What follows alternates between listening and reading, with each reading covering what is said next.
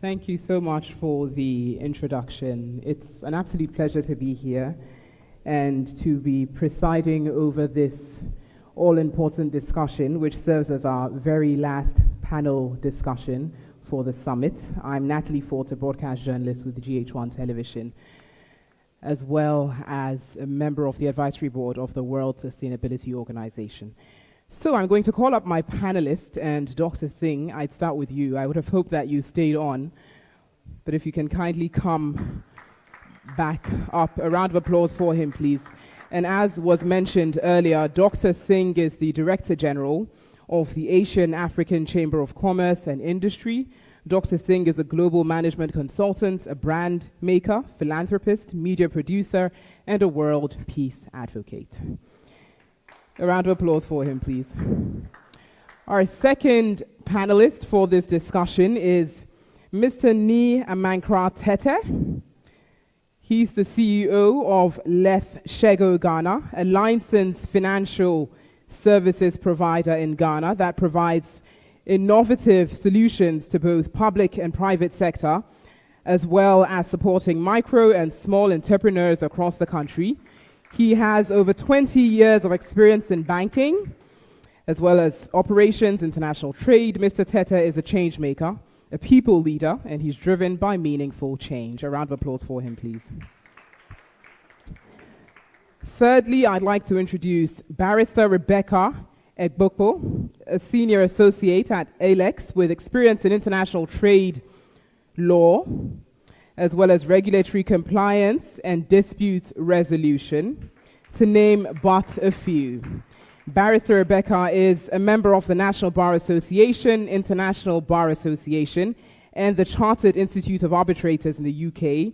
She previously represented the firm as a consultant to the Nigerian National Action Committee on AFTA. Thank you so much. It's great to have you. And last, but certainly not the least, is Mr. Farouk Kailan. He's an African entrepreneur with a strong commitment to Africa's economic growth. He's the Chief Executive Officer of Premium Africa Holdings. He further serves as strategic advisor to the Royal Family Office in the UAE, as well as managing partner of Acorn Lighting Africa. A round of applause for him, please. Okay.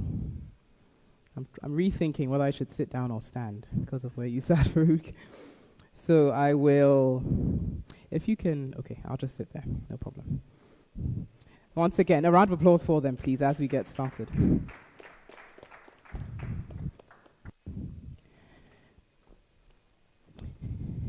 So, given to be a little closer,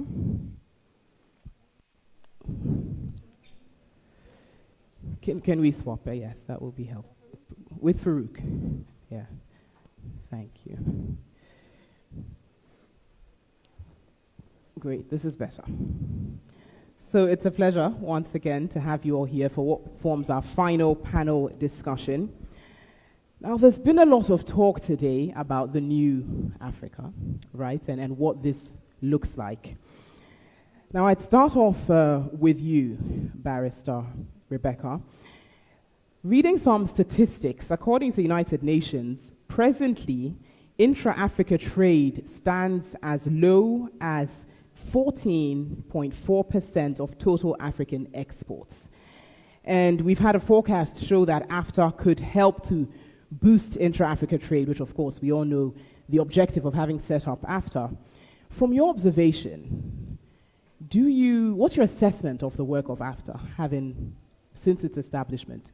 And what would you suggest be done to better improve and facilitate its work? Thank you very much for the opportunity.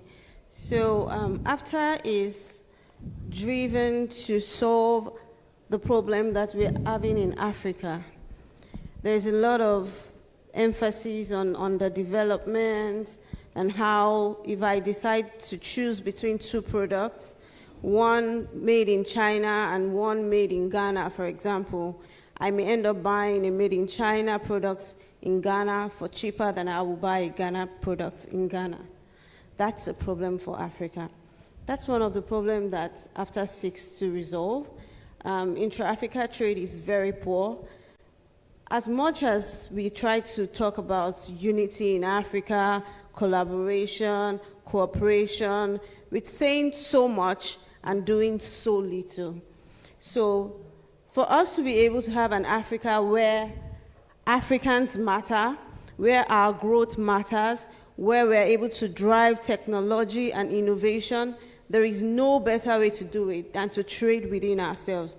That's what the European Union is enjoying, and there's no reason why we shouldn't do that for ourselves. Absolutely. So AfTA is a concept that will come to stay. It's already gaining a lot of traction. Businesses are being sensitized to understand what to do and how to tag along in ensuring that they're able to maximize the potentials. But it's just, the first steps we're taking now. It's a very futuristic concept. It's not going to give us all the intended results in the immediate, but we're going to continue to work towards ensuring that, on the long run, we achieve an Africa that is fast developed because Africans are beginning to do things together. So that's where we're going. Very well. Now, having said that, I'd move over to you now, Ni Tete. You have worked in various industries for quite some time.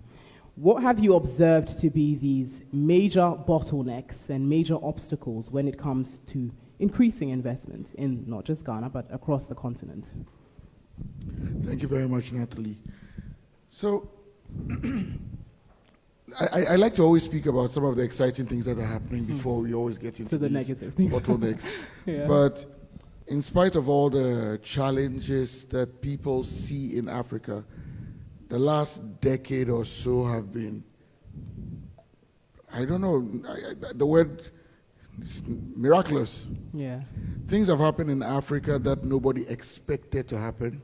Things have happened in Africa that no one saw happening. I think probably one of the landmark things should be what's happened in mobile telephony and that partnership with finance, particularly M-Pesa, and what we are looking at right now with our Momo payments, where we've got in excess of 60 billion CDs in transactions. That just those 20 CDs, 30 CDs, all of that, large volumes.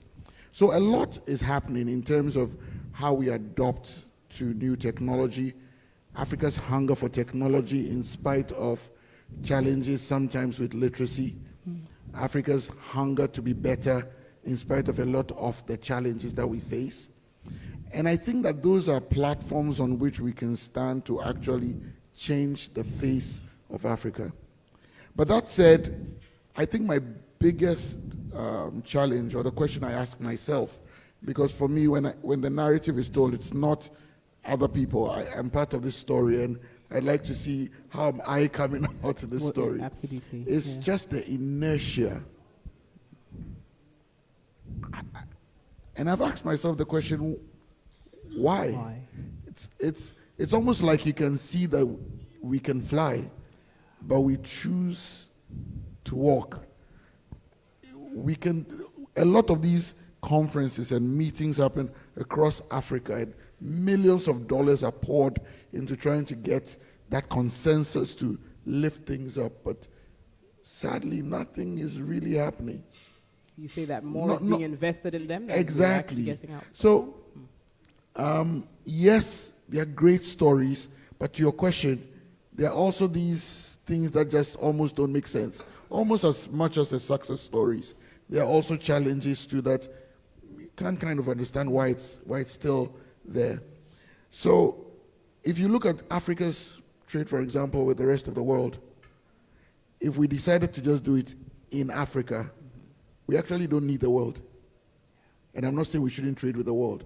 I'm just saying that the potential is so huge, I do not see why we're crossing oceans to find value.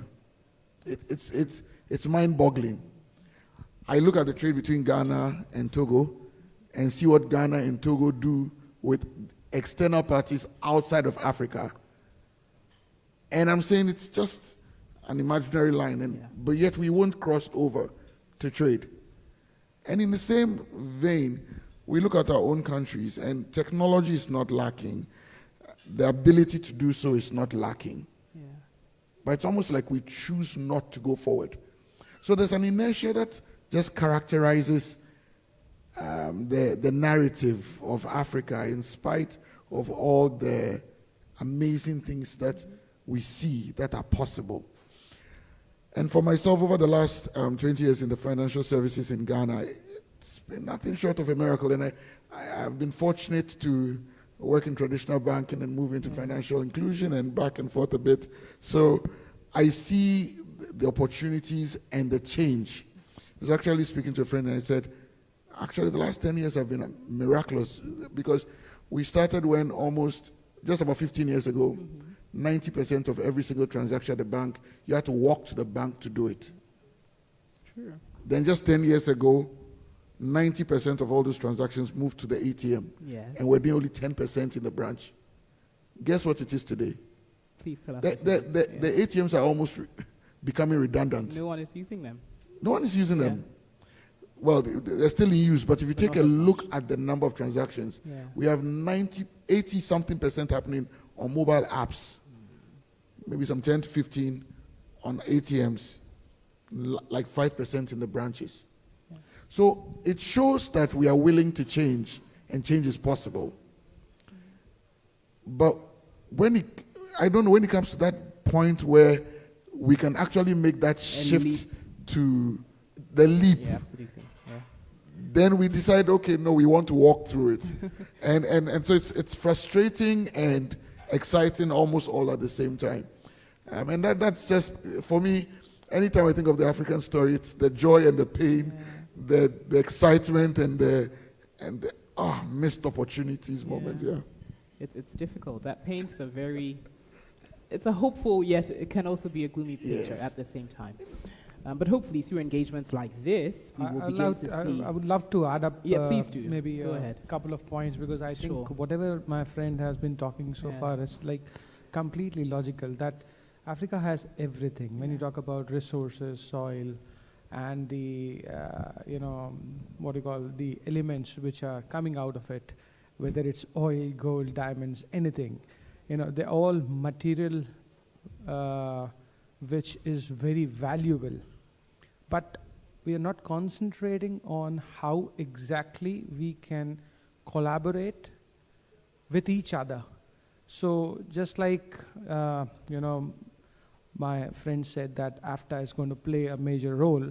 So I think the free trade has always played a vital role for creating economies and building the nations.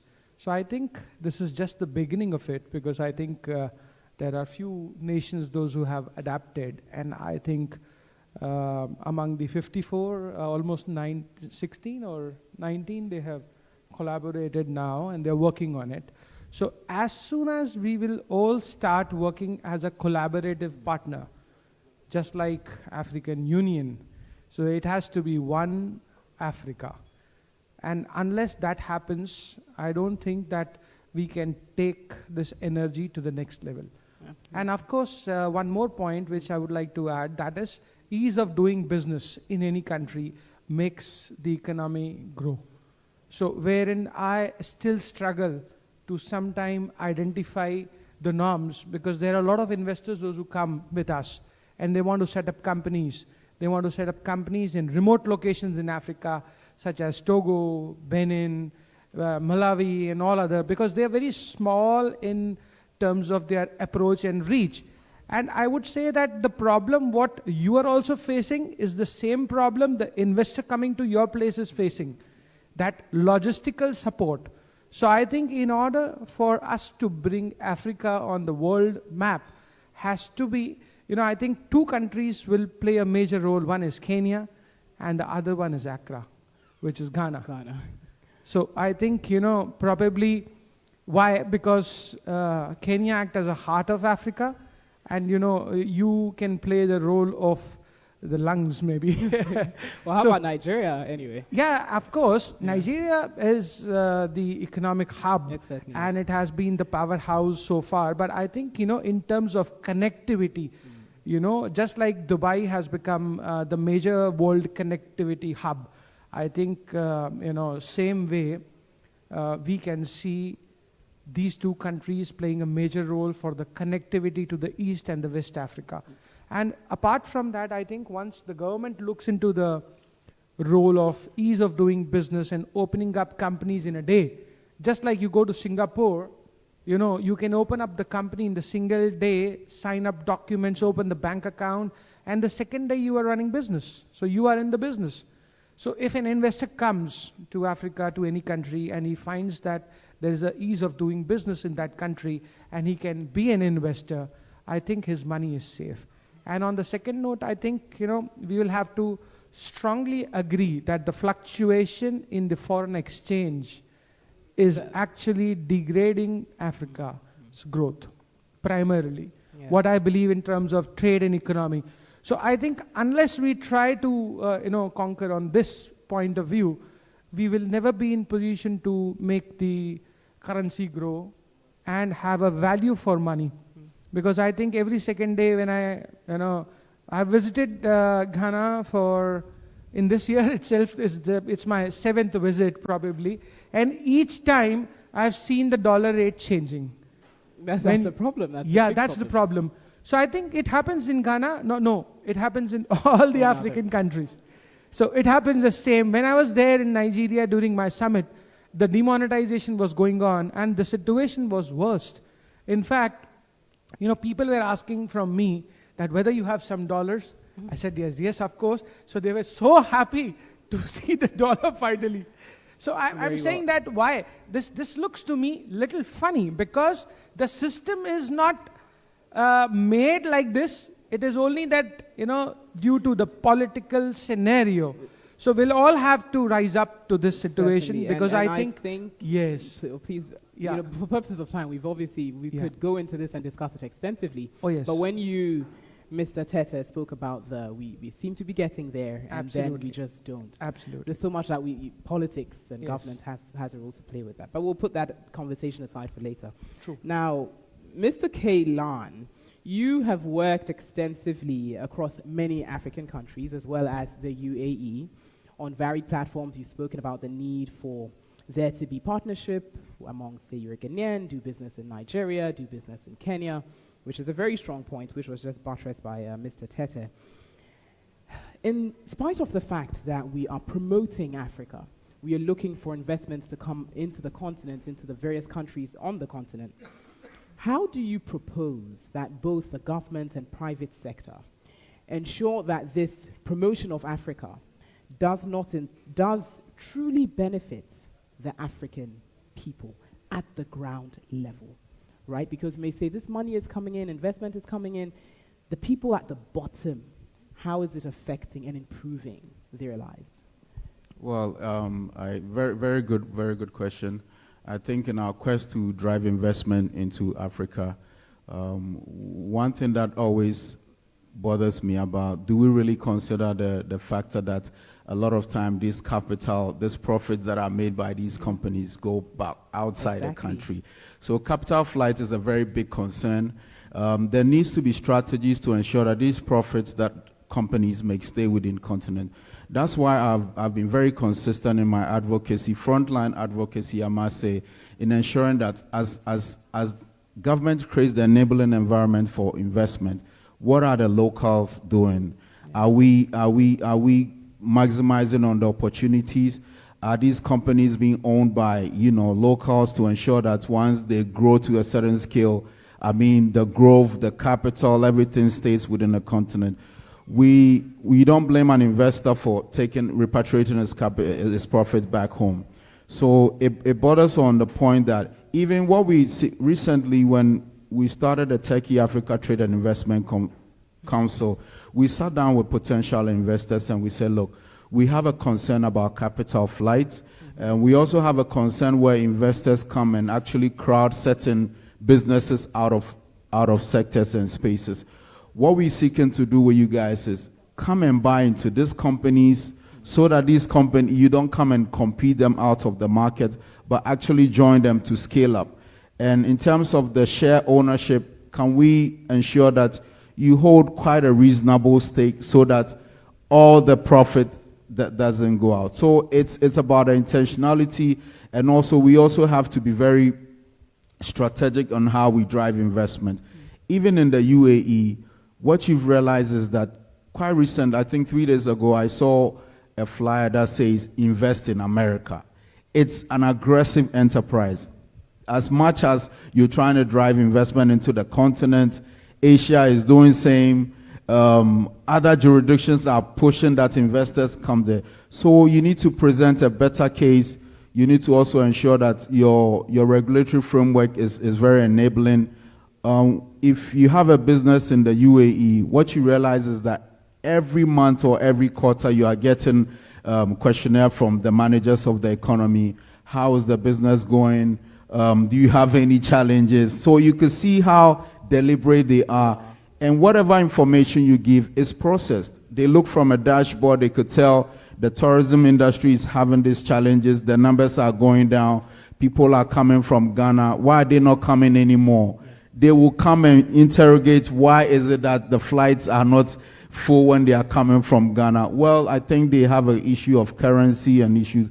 Is there a way we can, because it's somebody is losing sleep over the fact that money needs to come in. I've lost count the number of times I've sat with, the Dubai Chamber of Commerce and tried to see how we drive investment into Africa. Right after the conversation, they say, oh, so how do you also drive investment from Africa into... I'm like, don't you pity us? But it tells you it's not a pity party. It takes deliberate effort. It takes strategy. It takes consistency to do that. So in terms of public-private partnership, we need to show leadership in that space. We need to also go out there, make our case. And when investors come, we should also ensure that they are here to succeed. We should have the conversations with them. Is there a way you can retain some of your profits here? CSR is a big conversation. Is there a way where you can also even create subsidiaries out of your business? We should find smart ways to ensure that the capital, the profit, stays within the continent. Thank you. Very good points. Very good points. We should sort of have a science to it, right? I guess is also what you're saying. Have a science to it and study. Great. Actually study the level of investments. Now, given time, we can't go extensively, but I just want for each of you to touch briefly on agriculture. Now, we couched this topic, trade, investment, and industry, but industry with a focus on agriculture, right? One industry that, although it's witnessed quite a good amount of growth over the years, is agriculture. However, some staggering statistics that I found is that Africa is the most food insecure region in the world, which I'm sure many of us may be privy to, with over 232 million undernourished people. But at the same time, we have the most potential for agricultural production in the world, really. Why is this the case? I just want a minute each. Very nice. In fact, I think this is a beautiful question, and I can say that there are hundreds of reasons which I can give, but since the time is short and I want to keep it crisp, so the first reason which I think is the technology transfer. Now, when you talk about, this is what we are trying from the chamber case to bridge the gap.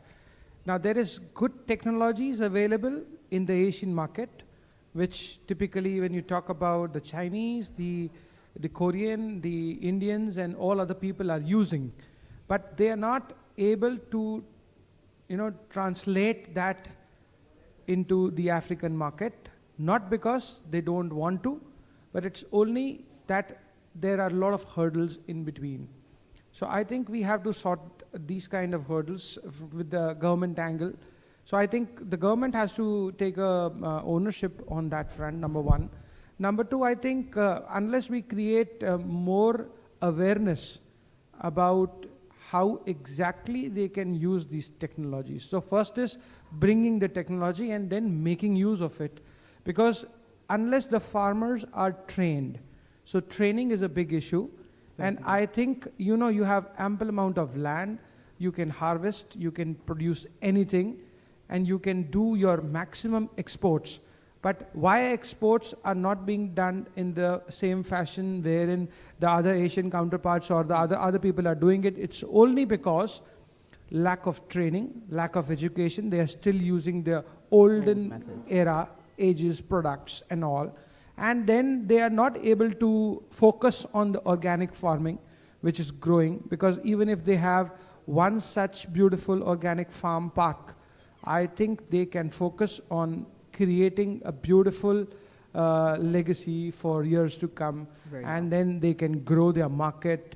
They can export in the European market as well, because the demand is huge. Certainly. I have seen specifically in Kenya and other regions, I think, even in Accra, avocado is doing good. And now they have started selling the oil to the European market, which is of course giving them tremendous amount of results. So these are the kind of products which they have to identify and then start marketing on Very it. well. So Right. still some ease of doing business comes in even here with agriculture, and then Absolutely. educating the farmers. Yes. Very well, thank you. Now, Barrister Rebecca, what's your brief take on it? In a minute, I'd be grateful, or two maximum. Okay, thank you. So for me, I have a lot of experience with agriculture because I farm. Wonderful. Yes, on the side, Great. I actually farm, and I have had personal challenges with farming. So first, I would say that infrastructure deficits is a very big issue in Africa. It's not enabling us to maximize our potential. We have the land, we have it very fertile, but we don't have the right infrastructure. An average farmer is using local implements, is not using the right tools that can give him a large scale of harvest. So that already is a threat to food security. How do we meet local demand, and then how do we talk about exporting? We are barely meeting local demands, then how do we go into the global market? Another challenge that comes with agriculture is the issue of standard. He talked a little about it, organic farming and standard. Most times we have the product, but before they even get exported, they're bad. How do you send bad products to the market? If they're not bad, they're not meeting up with the standards of the market that you're exporting them into. So there is need for a lot of awareness. People need to understand that it's not just about having what to eat, it's about doing it the right way so that you can maximize the potential for economic purposes, for your own health benefits, and for also alleviating poverty, because really the farmers are like the poorest people in the world. I mean, in Africa perhaps. Yeah. But that should not be the case, because everybody eats. That's a very, very huge market. No farmer should be poor. It's like an automatic means of making money, but it's not as easy as it sounds, because it's difficult to till the ground. Year in, year out, I put in a lot of millions into farming. Sometimes the yield is poor, sometimes the yield is good, but it's not consistent. So it's a very risky endeavor, because, I mean, as much as the soil is there, there's also the natural forces that helps, to improve productivity. So technology, innovation, infrastructural growth, and then getting the right knowledge across to the farmers so that they're able to utilize it appropriately to maximize the potential. Absolutely, very salient points, thank you. And that just brings to mind two things on domestic agriculture, the whole concept of domestic agriculture, having individuals even farm, household farming, but that's a lengthy topic, so we'll put it aside for now, and women in agriculture as well. Please do go ahead and share your thoughts briefly. I think I'd just like to leap off from where Barrister stopped. Certainly, no on problem. on the issue around awareness. That probably is our biggest challenge. There's just a need for us to understand where we are and to seize the moment. I used to travel along the road to Lome via Anglo, and I used to see those Charlotte fields. It's one of the most beautiful things you've ever seen. And it's not very advanced technology in irrigation. It's actually the very old methods they learned many years ago. But you should see that grow. Wow. The technology is not no technology, but the technology is traditional. A local method. It's theirs. So you should see they can cultivate all year round. Wow. Great stuff, and a lot is coming out of there because, especially from that, the shallot farmers, the onion farmers, those small vegetables. But the challenge is that whilst that could be done on 100 hectares, we choose to do 10. Choose to, yeah. And so that's where the whole awareness. Yeah, no, but the funny thing about this is that they could, if they wanted to, instead of having one farmer do 1 hectare, 1 hectare, 1 hectare, and the entire village got together, because they are all farmers, they could actually do, and they've got the land. It's not like it's limited. Mm-hmm. The next thing is the need for business to probably take the lead. I think we are too limited by the fact that we expect government to lead. And unfortunately, across most of Africa, government simply has been too slow to the mark. We need government. I'm not saying we don't need them. But probably business needs to start to take the lead, because business sees the need. Business has the ambition and the probably the verve to, the need to succeed. So probably business needs to take the lead. And across the world, I mean, now we've got businesses that are the size of whole governments. If you take agriculture, I mean, some of them have got not great reputations, but they're there. Monsanto, great company that's taking over the world in agriculture. Yeah. So maybe businesses in Africa need to begin to do that. And that's not to say they are not. You see extremely exciting work that some commercial enterprises in Ghana, for example, in Nigeria, for example, are doing amazing stuff. In Tanzania, you see stuff and you're like really excited. So that's the next thing. That businesses, understand that if they wait for government, they'll probably be late by about a decade. Yeah. And they would lose the momentum or the opportunity. Or the opportunity. And for me, it's the opportunity that's really sad. And so if we have the opportunity to do it, businesses need to stop waiting for government to take the lead. We can't depend on government in our part of the world now. We need to challenge the government. And a lot of what's happening in terms of change or what's really succeeding is because businesses have pulled government along. And they've actually said, we are here. One of the exciting things is fintech. You see that it's happening. Yeah. If you don't move, crypto is going to do it. So do you want to regulate it, or do you want to be behind and keep us in that market? So businesses need to step forward and pull government along. Government can take the lead. Certainly, that's a brilliant point. I mean, even not that it's in agriculture, but Dangote, the recent refinery, it's business, but it's just changing. It's the largest, really. So that's a brilliant point. Farouk, I take your comments on this briefly. To buttress what the other panelists have said, I want us to clap for Barrister for being a farmer. Yes. We certainly should. It's very encouraging. I think for me, when it comes to government, it's always disheartening because we're just overwhelmed by the amount of policy somersaults quite recently, I went to one of Africa's countries. I mean, I'm at liberty to mention Sierra Leone, and I thought I was the hero. I'm bringing the magic wand to the Ministry of Agriculture. This is the game changer. I took my proposal there. They actually pulled a proposal that was 10 times better than what I was presenting. I'm like, so what is this thing doing here? Oh, so the guy who had it, his laptop crashed, and he went to a funeral, and it tells you who we are as a people.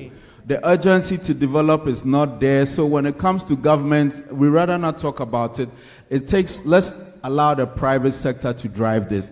Even as you mentioned, even in terms of fintech, by the time governments were realized some magic was happening, and they needed to call people and make sure that those in the space join in terms of framing the policy to help. So as privates, and even it tells the sort of people we are. I don't know if I call it wickedness.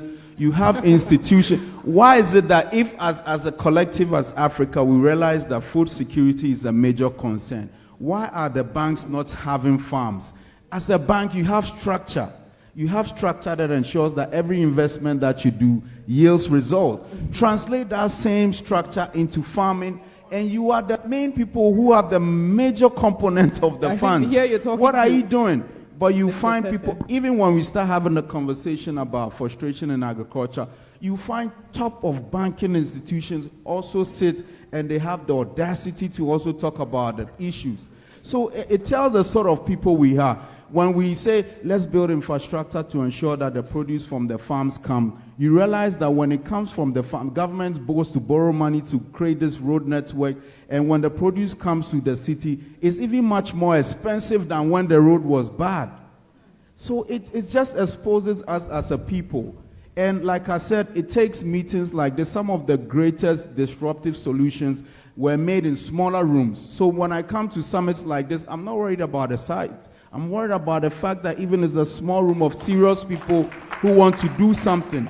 So for me, like I said, I'm a doer. I'm not here to call people out. I'm actually doing. Recently, we brought some tractors to Ghana. We tried to sell. They were not moving. We said, what are we going to do? So we were going to partner people who have farms but cannot afford so that we make use of these things. So it's, like I said, we should be serious about development. It's not a casual conversation. It's for people who want to see development. African politicians can only pretend that they want development, but it will never happen. Certainly. So let's change our orientation. Farming, like we said, if today all our data goes off, you will see the level of frustration in this room. But we are not frustrated about the food conversation. We are not. Because no matter what, some way, somehow, we will have our 3-course meals today. We'll go to sleep. We'll wake up next month. The same thing. We'll always eat. Whether it's difficult or not, we always eat. So the issue of food security is very important. Let's call out the corporates to go into farming. When we see that people are going into farming, everybody else will go into farming. We don't necessarily have to all go. We can also say, look, every month as friends, let's bring 2,000 Ghana cedis, 50,000 naira. At the end of the month, let's go outside Accra. Let's go sit on our farms. Let's do something. Let's take initiative. Let's be serious. Let's take initiative. Thank you. Very excellent points. Thank you so much, Farouk, Kaylan, for rounding up with that. Now, this is my very final question before we round up, because we have to move into the gala and awards section. When you said let's be serious, one big threat to agriculture is mining, be it legal or illegal mining. We've had, well, this is Ghana, we've had the government speak extensively. We've had President Akufo-Addo take on a whole campaign to end illegal mining. Galamsey. It's still going on, and it's going on by a number of big wigs. Very briefly, whoever would want to take this, how can we ensure that some form of a balance is drawn as it pertains to mining, legal mining, not destroying our arable lands? I suppose Faruqa will be the culprit to answer that one. Yeah, so, I mean, look, if we were going to start with all the excuses that finance we typically give for agriculture, we would not leave this place, and that's not what I'm going to try to do. I read agriculture as my first degree. Oh, wonderful. And I set out to want to do agriculture. I wanted to be a plantation farmer. Okay. It didn't quite work with the woman I wanted to marry, so I had to look at a new strategy. But that's another story. That's another story. One of the biggest gaps between financing and agriculture, especially on the scale we want in Ghana, is that agriculture somehow has not been able to convince the givers of the finance that the money is safe. Unfortunately, the long line of failed agricultural ventures makes everybody step up. And I'm going to own up to that. I sit in so many meetings where we are looking at agri-products, agri-enterprises, and we want to fund. In my case, because I had done it before, I'm a lot more comfortable with it. But typically, you find out that many finance people or bankers don't understand jack about farming. They don't. So let's just take poultry farming. You want to do a poultry farm, and you want to start, you want to buy 1,000 birds and do that. Poultry farming is a very intricate, serious business. If you miss the vaccine 1 week, you are done. If someone comes out and does not put his foot in the dip for, what's the word? For just taking out the viruses, you infect the beds, 1,000 beds go. So you need a banker to understand that, and most bankers don't. So the first step is, how do we get bankers to get agri training? And in a previous life, what we tried to do was to actually work with the University of Ghana to set up a program for bankers to come in, like a 1 year, 6 month, 1 year thing that allows a banker to see agriculture like a farmer would, so they can support. And one institution in Ghana is actually doing a fantastic job on that, GESAL. GESAL has been, in the last 2 years, has trained probably about 40 credit people in banking to do that. So you will see over the last 4 years a tick up in projects, significantly large-sized projects that are being funded just because of that gap that's been closed.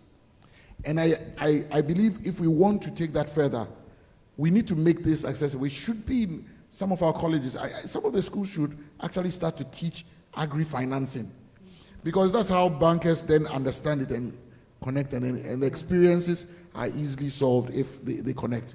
So that's one big gap. There are many other things. There are some people who their money will simply not go there, and that's where I agree with you that they are the ones killing it. But for those who want to do it but don't understand it, that's one of the solutions. Thank you. Thank you. Thank you so very much. I believe that does it, unless there's any. Okay. So there's another part of it. It's insurance. Insurance plays a very important role in agriculture. And for some countries, they have it like institutional based. So they have like an insurance, agriculture insurance institution that manages credit facilities that goes into agriculture. So that if you have those risk triggers, there is, a balance for it. The money doesn't just go into the wind. The farmer is insured, the bank is insured, because like I said earlier, agriculture is a very huge risk. He just gave you an example of what can happen because of a very simple, something you call minor, can be very grave. So insurance helps to, balance the risk on that as well. Thank you. Brilliant. Any other contribution, Farouk? Yeah, I think even in this meeting, a solution has been drawn. We should be pro-solution. Let's not make the problems look bigger than us. I mean, Doc here has professed the solution. Let's start training bankers in their space. Very well. Excuse is easy. You can make excuse and everybody, it makes a lot of sense. But when you start thinking about a solution, we should be able to do it. Yeah. The concern about insurance, insurance in agriculture is a big conversation. Insurance institutions are concerned that when they insure people, they will mess their money up. Set a good example. Every insurance company should say, based on the fact that food security is a major concern, we've decided to partner some farming communities to establish farms. Even in the process, you build local capacity. People will learn and see how to mitigate the risks in agriculture. Like I said, development is deliberate. Let's be deliberate about it. The excuses are valid. The solutions will also be valid. So let's be pro-solution. And for me, I don't speak in the context of I've lost hope. There's so much hope. I'm sure from this meeting, some consciousness we've built. We have our brother here, Dr. Singh here, who borrowed the technology from India, the solutions, how they've been able to do it to a certain point. And we could also advance our economic, growth in that space. Perfect. Thank you. Thank you. Just to conclude, I think, I would like to sum it up in a way where you want to increase the trade economy through, agriculture, or maybe through any other mode. There are two things which will work proficiently and which has to, act together. One is strategy, and the second is execution. Now, if you have a good strategy but you don't execute, and you just sit on it, it's not going to deliver. So I think, I would like to say that we all need to plan, strategize, but at the same point of time, we should be passionate enough to see that the government is also actually acting on it, and execution is being done on time. Unless these two things come very passionately, I don't think, we can go anywhere in this discussion, because together these two words make sense. Otherwise, it's like, waste. So a strategy without an execution is always a waste. So I think for Africa, my call, my take is to see that we all need to plan, strategize well, but at the same point of time, we all have to work hard, passionately, show some passion, and see that we execute what was planned. Because majority of the time, as a management consultant, a lot of companies, they come up to me, they ask for the consulting, and then I end up asking only one thing. You have a beautiful strategy, everything was correct, where you failed. So we couldn't execute. So this is the only problem which any organization has. And in order to have a sustainable business, I think strategy without execution will play no role. So just understand these two words and follow it correctly. That's all. Thank you. Thank you, thank you, thank you, thank you so much. We should ensure we execute. There have been brilliant points made by each of you. Thank you so much for sharing. Barrister Rebecca Egbokpo, Farouk Kailan, Ni Amankra Tete. Thank you so much. Dr. Singh, thank you too.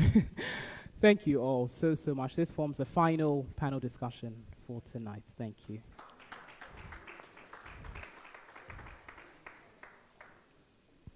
Ah, yes. Thank you too. Oh, thank you. Oh, thank you so much. Pleasure.